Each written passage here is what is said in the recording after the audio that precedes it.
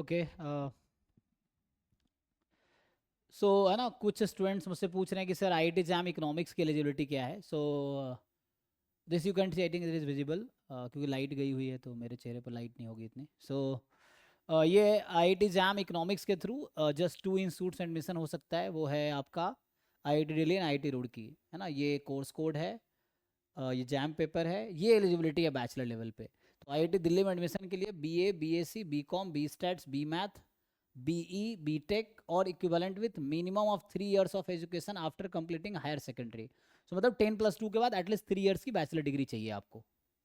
And IIT Delhi में admission के लिए okay, there is no restriction of subject और है ना स्पेसिफिक सब्जेक्ट और नंबर ऑफ है ना semester you have learn any particular subject.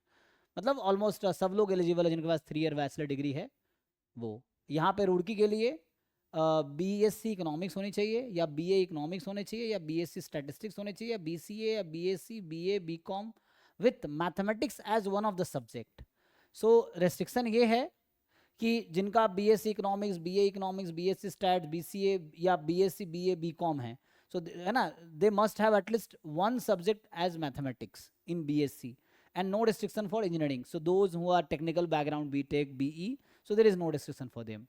So ये उन बच्चों के लिए जो आईआईटी एग्जाम इकोनॉमिक्स के लिए मुझसे इंक्वायरी कर रहे हैं। आई थिंक व्हाट्सएप पे भी कुछ पूछा था, एक बार देख लेते हैं।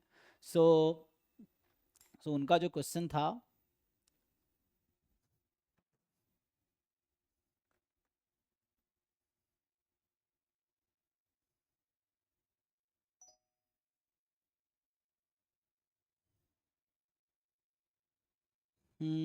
greeting sir, got your number from YouTube. Okay, can I give IIT Jam Economics exam if I pursue BA Economics plus History from DU, which is 3 year course? So 3 year course BA Economics plus History. So I think you see here you are eligible in IIT Delhi, and for IIT Roorkee, I think if you have mathematics as one of the subject, you are allowed. So BA Economics is okay, but if you have mathematics as one of the subject, I think this is fine. Okay, so yes, you are eligible at both the institute, I think, है ना। If you have economics, obviously you will have mathematics or statistics, one subject, so you will be eligible at both institutes. So you just check this eligibility, and I think you can identify or figure it out whether you are eligible or not. Thank you. So this is for those who are giving JAM economics exam.